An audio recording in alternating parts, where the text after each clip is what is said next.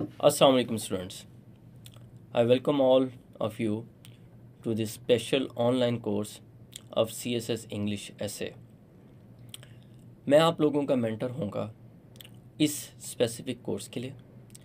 हम लोग आपसे डिस्कस करेंगे इस एसे के कोर्स के अंदर मुख्तलिफ ऐसे से रिलेटेड आप लोगों के इश्यूज़, ऐसे के फंडामेंटल्स, ऐसे की स्कीम, ऐसे से रिलेटेड रीडिंग और उसके अलावा जो बातें आपकी फ्रीक्वेंटली आस्क्ड क्वेश्चंस में से रिलेटेड हो सकती हैं उन सारी चीज़ों को।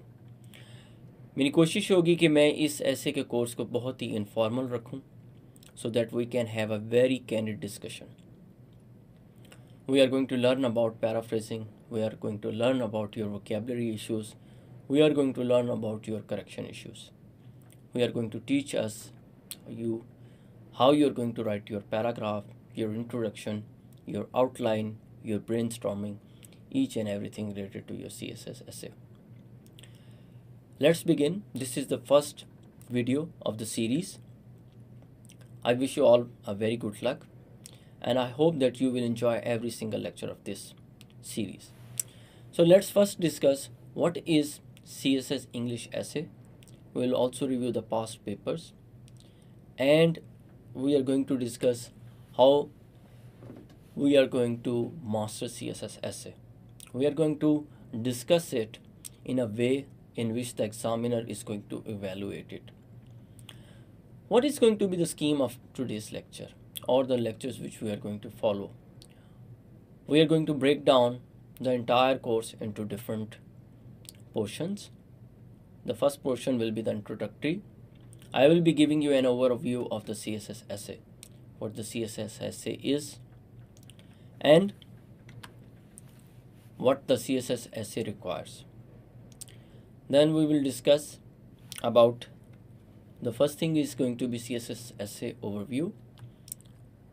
The second thing is going to be CSS, the contents of CSS essay paper. What are the topics? How many topics appear each year? What is the basic scope of that topic? What are the ranges of topics which are going to be discussed? What are the different styles of narration? We are going to discuss examiners' reports. We are going to discuss analysis of examiners' reports. We are going to read every tidbit of CSS examiner's report because the examiner is the ultimate authority. There could be multiple examiners. These examiners may be checking around 1000 to 1500 or more than that paper for this examination. They have considerable experience and they are authorities on this subject. They want us to be clear in our expression, to show them that we have a clear understanding and that we can write it on any forum. This is the first launch pad so that the examiner specifically wants us to take a big flight so that we can learn, we can express, and we can tell the examiner through our essay expression and our write-up that we are going to attend some big institutes. We are going to do our precious for the government service.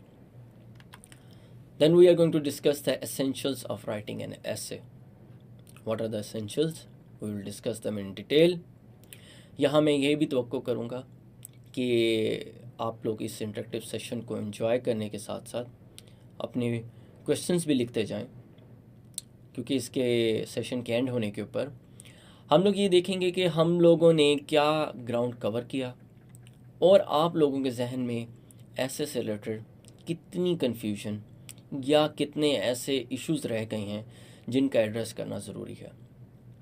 Normally ये देखा गया है कि CSS के examiner ने अगर कोई guideline दी है तो स्टूडेंट्स उसको सही तरह से फॉलो नहीं कर रहे होते। मैं ये ज़रूरी समझता हूँ कि ये एग्ज़ामिनर रिपोर्ट और उसके अलावा एसेंशियल्स ऑफ राइटिंग एन ऐसे, इनके ऊपर हमारा प्राइम फोकस होना चाहिए।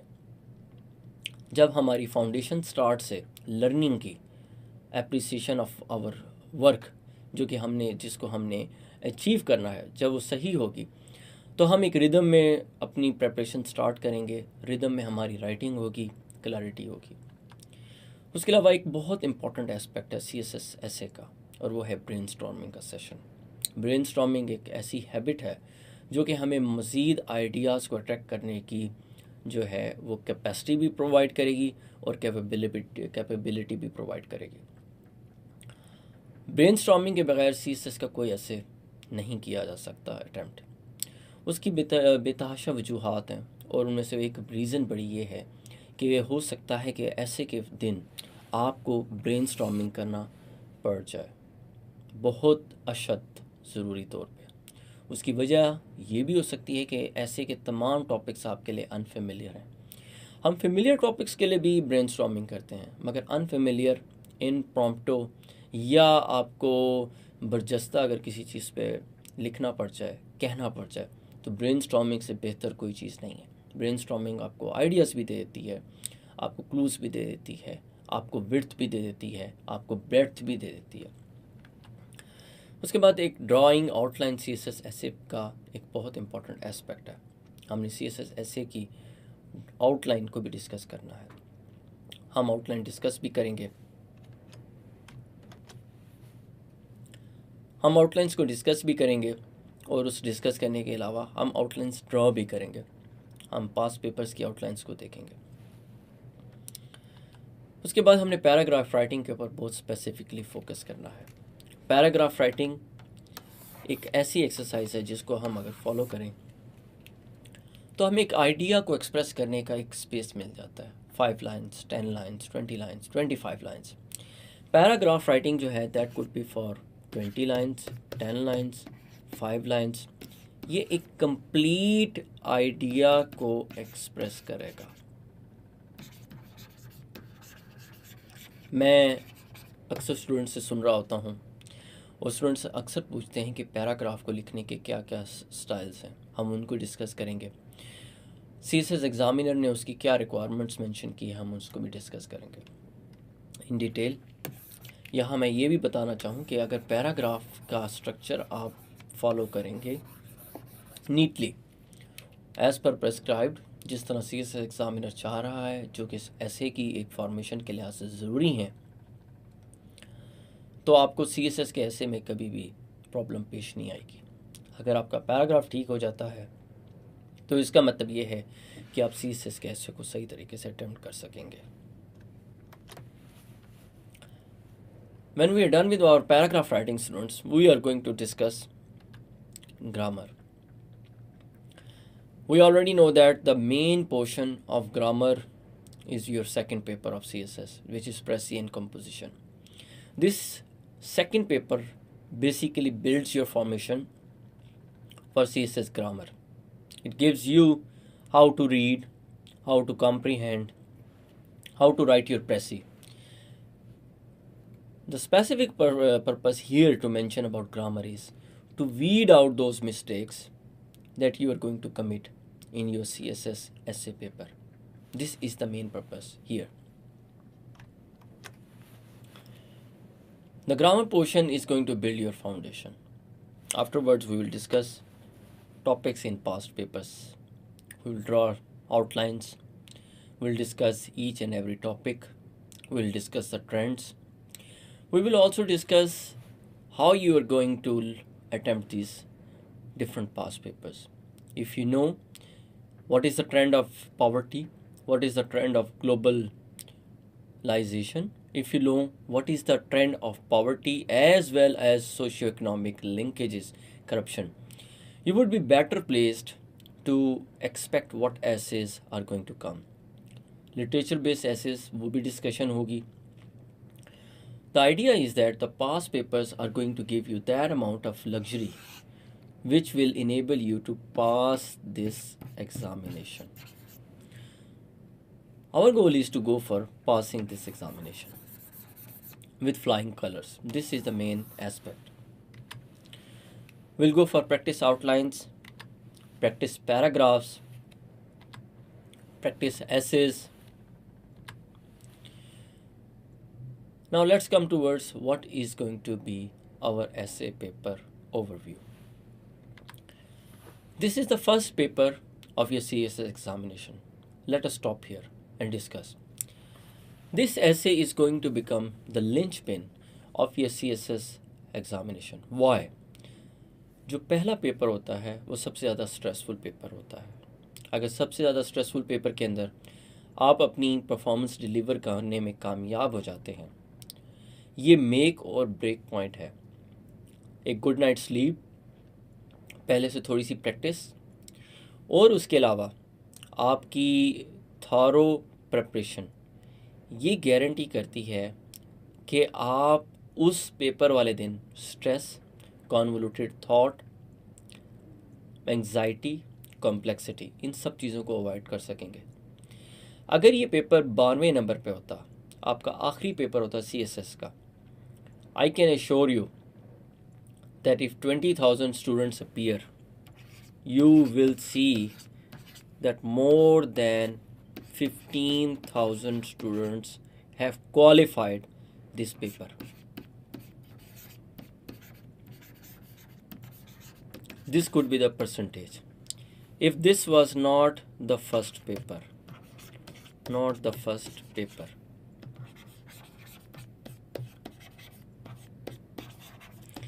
it has a strategic significance of being the first paper.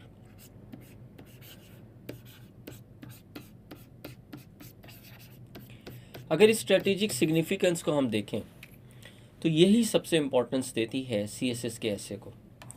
ये वो पेपर है जिसने आपकी CSS में एंट्री को इंश्योर करना है. एग्जामिनर इसी से रिलेटेड आपके बारे में अपना कंसर्न अपनी एग्जामिनेशन रिपोर्ट में शेयर करेगा. Let's discuss what is it. इसका ड्यूरेशन है 3 hours. 3 hours is the time required. You can take 20 minutes, 30 minutes, 40 minutes to write your outlines, do the brainstorming, and then proceed writing your essay paper. Here there is no bar, there is no specific. When we will be discussing our outlines, we will discuss what could be the time limit in which an outline can be solved. This 3-hour duration is going to be divided between some important things which we are going to discuss in our later lectures. We are going to read all essays. First step. Then we are going to make choice of essay. Third one, we are going to brainstorm.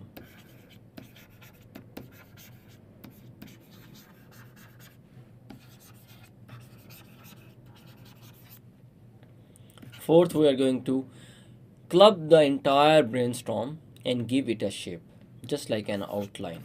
It is going to just like building the skeleton of your essay. आप outline के through अपने ऐसे का skeleton prepare करते हैं. मैं आपको यहाँ एक एग्जांपल देना चाहता हूँ कि शायद पूरी दुनिया के अंदर बहुत अच्छे आर्टिस्ट ना हों या शायद चीदा आर्टिस्ट हो. हर इंसान ये क्लेम नहीं कर सकता कि वो माइकल एंजेलो जैसी अच्छी ड्राइंग कर सकता है, मगर ट्रेसिंग, आउटलाइन बनाना, बग़ैर आउटलाइन बनाए, बग़ैर ट्रेसिंग किए, it is not possible to draw a very accurate figure. उसके लिए हमारे पास एक बहुत हैंडी और यूज़फुल टूल है और वह है आउटलाइन. एग्जामिनर ने ब्रेनस्टॉर्मिंग के ऊपर स्ट्रेस नहीं किया. उसने ये स्ट्रेस नहीं किया कि आप तमाम एसेस को रीड करेंगे. उसने ये स्ट्रेस नहीं किया कि आपने कैसे एसे की चॉइस करनी है. उसने आउटलाइन के ऊपर स्ट्रेस किया है. और आउटलाइन जो है हम उसकी मज़ीद इम्पोर्टेंस देखेंगे, जिस तरह मैंने आपको कहा कि आगे वाले लेक्चर्स में चल के हम उसको देखेंगे. इस 3 आवर के ड्यूरेशन में हमने आउटलाइन बनाने के बाद हमने फाइनल स्टेप में अपना राइट अप ऐसे राइटिंग स्टार्ट कर देनी है. हम इस टास्क के लिए, जो ये वाली टास्क है जिसमें 3 आवर्स के अंदर जो हमने अपना फाउंडेशन वर्क करना है, वी कैन रिजर्व 40 मिनट्स और we can also reserve 30 minutes. It depends on a variety of factors.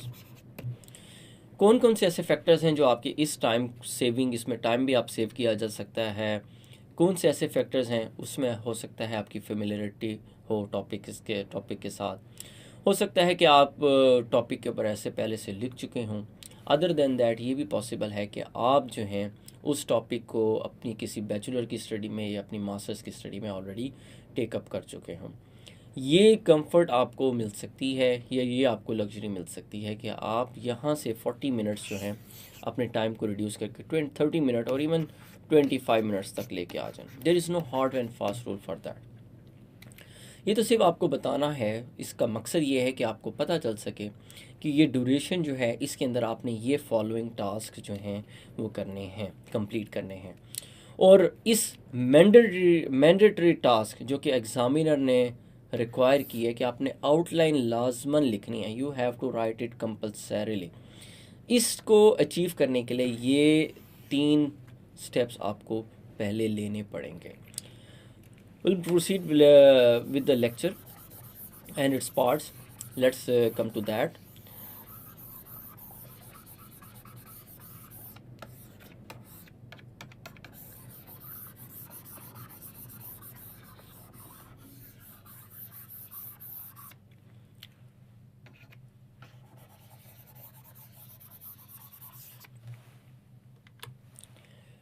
How many topics are given in the CSS essay paper?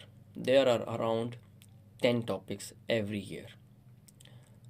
हर साल CSS के essay के पेपर में 10 topics आते हैं, मुख्तलिफ वैरायटी ऑफ सब्जेक्ट्स पे आते हैं, और इन सब्जेक्ट्स का हर आपके ऑप्शन से भी रिलेशन हो सकता है, आपके बैकग्राउंड नॉलेज से भी हो सकता है, आपकी किसी डिग्री से रिलेशन हो सकता है, आपकी किसी हॉबी से रिलेटेड होता है। बेसिकली CSS का ऐसे का पेपर डिज़ाइन ही इस तरह से किया गया है कि वो आपकी लाइफ की डाइवर्सिटी, आपके थॉट की डेप्थ और आपकी अंडरस्टैंडिंग की परफेक्ट गेज हो, ताकि आप लोगों ने एक लिटरेचर का टाइप है कि beware of the boredom of life, इससे रिलेटेड एक ऐसे आ सकता है, और आपकी कोई विजडम रिलेटेड चीज़ हो, all is well that ends well, इससे रिलेटेड एक टॉपिक हो सकता है। डाइवर्स टॉपिक्स हो सकते हैं। लेट्स सी कि क्या क्या डाइवर्सिटी ऑफ द टॉपिक्स हो सकती है। उनमें सबसे ज़्यादा डाइवर्स टॉपिक्स जो हैं ग्लोबल सोशियो इकनॉमिक पॉलिटिक्स पे होते हैं, political and socio economic issues of Pakistan पे होते हैं, political and socio economic issues of Pakistan discuss होते हैं। Other than that we have international relation flash points, जिसमें यूक्रेन का इशू आ सकता है, उसमें कश्मीर आ सकता है, पैलेस्टाइन आ सकता है,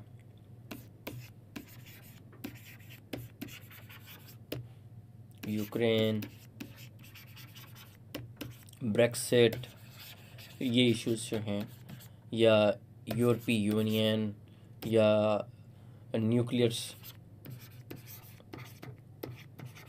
न्यूक्लियर वॉर, ये कुछ टॉपिक्स जो हैं ये अपीयर हो सकते हैं इंटरनेशनल रिलेशंस के फ्लैश पॉइंट्स के अंदर।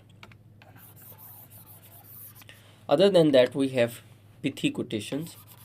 It means these are quotations which are based on wise learning material, which are based on quotations like ends justify the means. These are the quotations which are based on the meaning of beware of the difficulties of life, adversity, sweet are the uses of adversity. ये मुख्तलिफ quotations हैं जो कि CSS के paper में आती हैं, हम अभी देखेंगे। फिर ग्लोबल इश्यूज ऑफ इम्पोर्टेंस है, हम इनको देखते हैं। ये एक ऐसे टॉपिक्स अपीयर होते हैं। वर्ल्ड ऑर्गेनाइजेशंस में यूनाइटेड नेशन, उसके अलावा IMF की कोई deal, world bank, most probably UNHCR and security council, और इवन SCO। मगर SCO से रिलेटेड आर्टिकल जो है या ऐसे ज़्यादातर आपके करंट अफेयर्स के टॉपिक्स में आता है, ऐसे में बहुत कम देखा गया है। दैट इज़ वाई मैं रिकमेंड करता हूँ कि यूनाइटेड नेशंस की सक्सेस, उसकी जो है एप्रिसिएशन जो है हमारे पास, या उसकी लर्निंग हमारे पास ज़रूर होनी चाहिए। Then one another important aspect जो कि पाकिस्तान और इंडिया का बायलैटरल रिलेशन है, एक बहुत आउटस्टैंडिंग कश्मीर इशू है।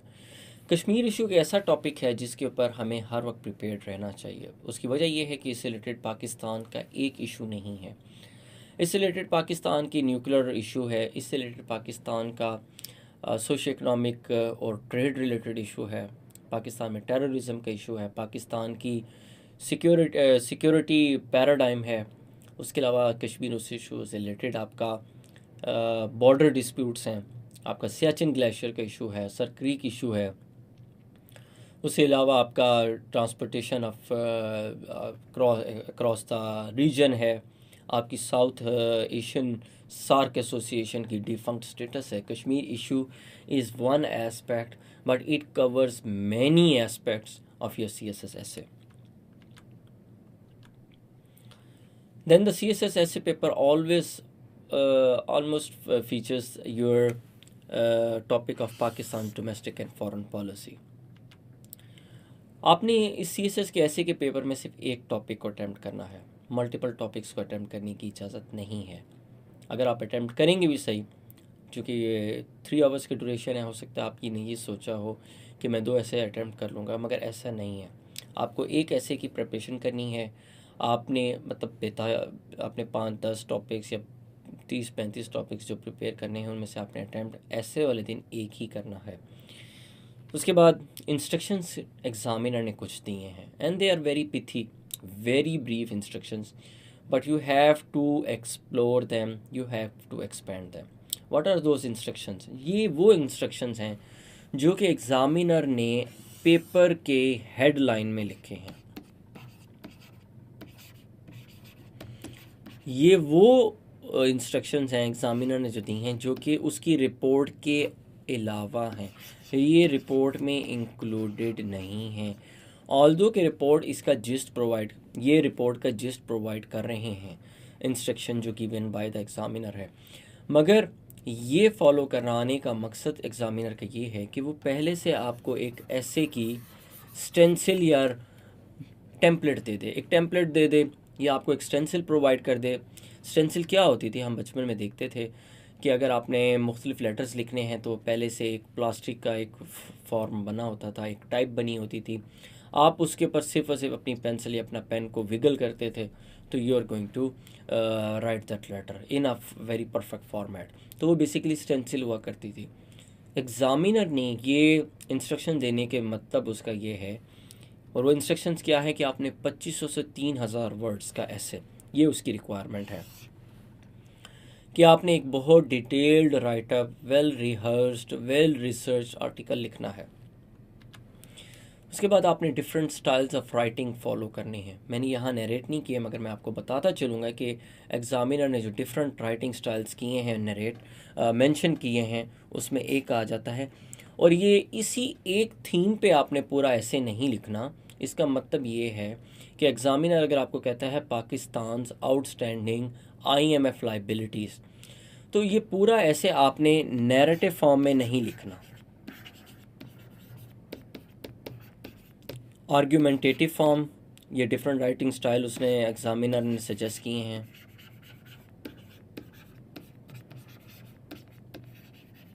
एक्सपोजिशन है,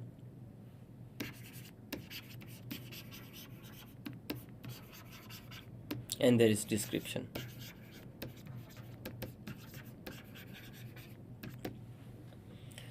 एग्जामिनर ने कहा है कि आप अपने ऐसे को अटैम्प्ट करते वक्त इन 4 तरह के राइटिंग स्टाइल्स को आपने अपने जहन में रखना है कि आपने अगर एक पैराग्राफ है तो आपने उसको आर्गूमेंटेटिवली, अगर आपने एक ऐसे अटैम्प्ट करना है तो उसमें आपने आर्गूमेंटेशन को भी जहन में रखना है। आपने नैरेटिव देना है तो इसका मतलब है आपने किसी को कोट करना है। अगर आपने किसी पॉइंट की डिटेल प्रोवाइड करनी है तो आपने उसको एक्सपोज करना है, एक्सपोजिशन, क्लैरिफाई करना है। डिस्क्रिप्शन का मतलब ये है कि आपने उसे डिस्क्राइब करना है कि क्या फिनोमेना है। Without going into further details, इस मौके पे ये बताना ज़रूरी है कि एक ऐसे के अंदर आप ये चारों स्टाइल्स भी यूज़ कर सकते हैं। आप चाहें तो इनमें से कोई ओमिट भी कर सकते हैं। एग्ज़ामिनर ने आपको ये लीड इसलिए प्रोवाइड की है कि वो आपके ऐसे के अंदर वैरायटी देखना चाहता है। वो देखना चाहता है आप कितने ज़्यादा अपने आर्ग्यूमेंट्स को प्रेस कर सकते हैं, कितना ज़्यादा अपने आर्ग्यूमेंट्स को जस्टिफाई कर सकते हैं और किन किन तरीक़ों से जस्टिफाई कर सकते हैं। क्या आप अगर पाकिस्तान की फेल्ड स्टेटस या फेल्ड स्टेट स्टेटस को देखना चाहते हैं तो किस तरीके से आप आर्ग्यूमेंटेशन अपनी मेंशन करेंगे? क्या आप कोई नैरेशन का सहारा लेंगे? आप सरताज अजीज़ को, पाकिस्तान की कोई फॉरेन सेक्रेटरी को, पाकिस्तान से के ऊपर अगर किसी ने रेनाउंड बुक लिखी है, आयशा जलाल ने लिखी है या आयशा सिद्दीक़ा ने लिखी है, क्रिस्टोफर नोलान ने लिखी है या तारिक अली ने लिखी है, तारिक फातमी ने लिखी है, किसी रेनाउंड राइटर ने कोई बुक लिखी है, तो आप क्या उसको कोट करना चाहेंगे? बेसिकली एग्जामिनर है आपको एक level playing broad field provide करना चाह रहा है यहाँ पे। और ये स्टाइल्स जब आप अडॉप्ट करेंगे तो इनको अडॉप्ट करके आप अपने ऐसे के अंदर मज़ीद फ्लेवर, मज़ीद स्पाइस, मज़ीद अट्रैक्शन और मज़ीद जो है वो अपील ऐड कर सकेंगे। एग्ज़ामिनर जो है इन 4 टेस्ट के ऊपर, राइटिंग स्टाइल्स के ऊपर आपके ऐसे को परखेगा या एसेस करेगा। उसके बाद ये पहली ये एग्ज़ामिनर ने कंडीशन लेट डाउन करने के बाद नेक्स्ट कंडीशन जो एग्ज़ामिनर ने मेंशन की है, एग्ज़ामिनर कहता है कि he is very loyal to you and you should also be loyal to the examiner. Examiner is very candid. उसने आपको वर्ड काउंट बता दिया है, उसने आपको डिफरेंट राइटिंग स्टाइल्स बता दिए हैं, and now he is asking, he is telling you that beware you can do this ऐसे इन एनी मैनर। मगर आपको क्या क्रेडिट दिया जाएगा? क्रेडिट आपको दिया जाएगा क्लैरिटी का। आपने अपने आइडियाज़ को कितना क्लियरली कॉम्प्लेक्स आइडियाज़ को एक्सप्लेन किया है। रेलेवेंट, क्या आपने जो एग्जांपल्स कोट की हैं ये आइडियाज़, रेलेवेंस, इस रेलेवेंस में बहुत सारी चीज़ें आ जाती हैं। आपकी एग्जांपल्स की हो सकती हैं रेलेवेंस, आपके फैक्ट्स की रेलेवेंस हो सकती है, और उसके अलावा आपकी जो है वो नरेशन की रेलेवेंस हो सकती है। आप आउट ऑफ कॉन्टेक्स्ट अगर कोई कोटेशन कोट करेंगे तो examiner will not like it. Relevance बहुत ज़रूरी एस्पेक्ट है इस एग्ज़ामिनर के सजेशन के मुताबिक। फिर उसके बाद एग्ज़ामिनर ने मज़ीद गाइडेंस दी है ऑर्गेनाइजेशन। ऑर्गेनाइजेशन मींस कि आपके ऐसे के अंदर एक लॉजिकल लिंक होना चाहिए। आपका लॉजिकल लिंक ये होना चाहिए कि अगर आप कोई भी ऐसे अटैम्प्ट कर रहे हैं, अगर आप देख रहे हैं कि this issue leads to this, you should quote it at second number, then second के बाद जो उससे रिलेटेड रिजल्टिंग इशू आ जाता है आपने उसको कोट करना है। ये ना हो कि ऑर्गेनाइजेशन के अंदर आप अपने फर्स्ट पॉइंट के बाद आप स्ट्रेट अवे जंप करें 10th पॉइंट की तरफ, जो कि आपकी आउटलाइन का 10th पॉइंट हो सकता है। जब आपने आउटलाइन ड्रॉ की हो तो आउटलाइन के अंदर आपने तमाम जो लॉजिकल आइडियाज़ हैं जो कि लॉजिकली आपस में लिंक्ड हैं। Logically means that there is a sequence, there is a cause, there is an effect, there is one affecting the other, one having a bearing on the other. अगर आपने इस तरीके से अपने उसको मेंशन किया है आइडियाज़ को, तो it means that you have organise them well. अगर आपने इस तरीके से इसको किया तो इसका मतलब है आपने उसको ऑर्गेनाइज सही किया है।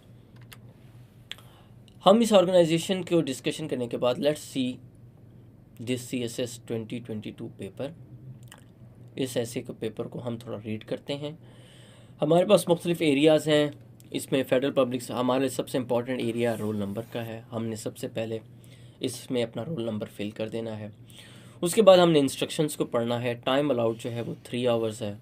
इसमें मैक्सिमम मार्क्स जो हैं 100 हैं, एग्ज़ामिनर ने ऑलरेडी मेंशन कर दिया। अब एग्ज़ामिनर ने आपको जो गाइडलाइन दी है, जिसको मैंने अभी इससे पहले डिस्कस किया है, उसमें यह है कि you have to make an outline. You have to make an outline, आपने एक आउटलाइन बनानी है। एंड राइट अ कम्प्रीहेंसिव ऐसे। सबसे पहले तो ये कि आपने आउटलाइन बनानी। आउटलाइन से पहले जो आइडियाज़ आपने गैदर किए होंगे, आपने जो प्रोसेस है वो मैंने पहले थोड़ा सा एक्सप्लेन किया, वो भी हम इंशाल्लाह मज़ीद डिटेल में डिस्कस करेंगे। यहाँ मैं अपना फर्स्ट लेक्चर एंड करना चाहता हूँ। We will meet again with a new lecture and we will discuss and start from here. Thank you very much.